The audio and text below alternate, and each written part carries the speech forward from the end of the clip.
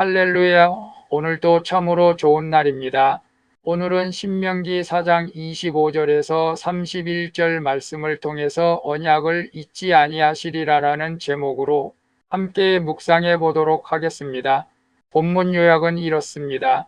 모세는 이스라엘 백성이 우상을 섬기면 속히 망하고 여러 민족 중에 흩어질 것이라고 경고합니다. 그러나 환난 중에 마음을 다해 하나님을 찾으면 만날 것이라고 말합니다. 또한 자비하신 하나님이 언약을 기억하셔서 백성을 버리지 않고 멸하지 않으실 것이라고 선포하시는 내용입니다. 말씀의 거울로 내 신앙 점검하기 1번을 봅니다. 내가 가족이나 지체를 위한다는 명목으로 만들고 있는 우상은 무엇입니까? 25절에서 28절을 보면 우리는 흔히 잘 되게 해주시면 하나님을 열심히 섬기겠습니다 라고 기도합니다. 그러나 아이러니하게도 안정과 번영은 영적 타락의 위험 요소입니다.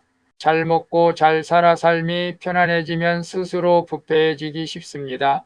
이렇게 내 삶이 잘 되기를 바라는 기복적인 마음의 결과는 속히 망하고 날이 길지 못하고 흩어지며 남은 자가 적게 됩니다. 더 많은 축복보다 중요한 것은 풍요 속에서도 하나님만 섬기는 순수한 신앙이어야 합니다. 그래서 내가 가족이나 지체를 위한다는 명목으로 만들고 있는 우상은 무엇입니까? 라고 했을 때 우리가 잘 먹고 잘 사는 삶도 중요하지만 그러나 그럴 때 우리 스스로가 신앙이 나태해지고 부패해지기 쉽다는 것을 말씀하고 있는 것을 봅니다.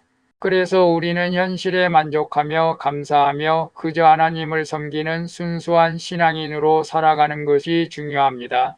가족이나 지체를 위한다는 명분으로 더 나은 환경을 찾는 것은 자칫 우상 숭배와 같다는 것입니다. 그래서 우리는 현실에 감사하며 주님과 영원히 함께하는 그것이 복이 있는 인생일 줄로 믿습니다. 2번을 봅니다. 내 죄와 허물로 어떤 환난이 찾아왔습니까? 그 가운데 마음 다해 주님을 찾습니까?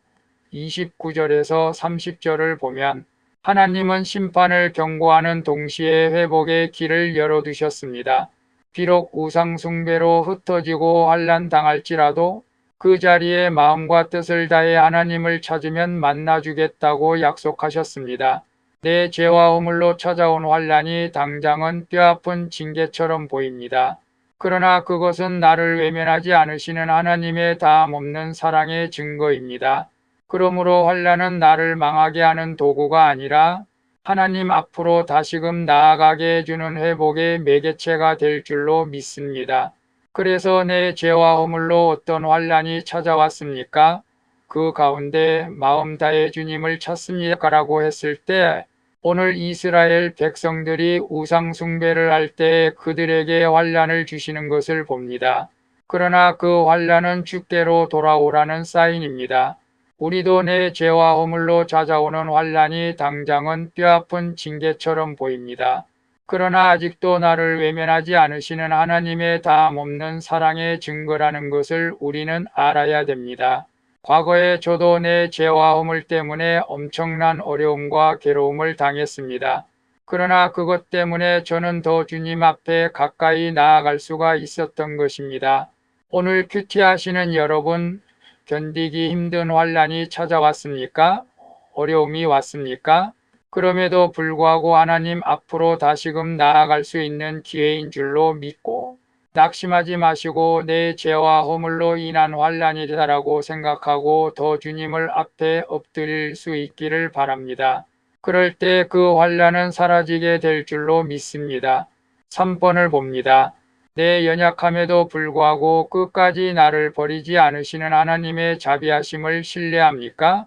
31절을 보면 하나님은 우리의 의로움 때문이 아닌 그의 자비하심으로 우리를 끝까지 붙드십니다.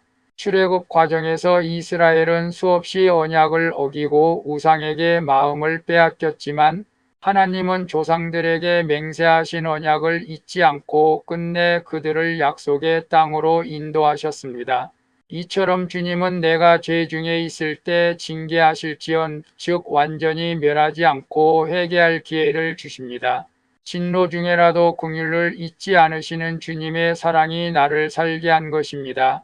그래서 내 연약함에도 불구하고 끝까지 나를 버리지 않으시는 하나님의 자비하심을 신뢰합니까라고 했을 때 우리 하나님께서는 이스라엘 백성들이 출애굽하면서 수없는 언약을 어기고 우상에게 마음을 빼앗겼지만 하나님께서는 그들을 결코 버리지 아니하시고 끝까지 약속의 땅으로 인도하신 것을 봅니다.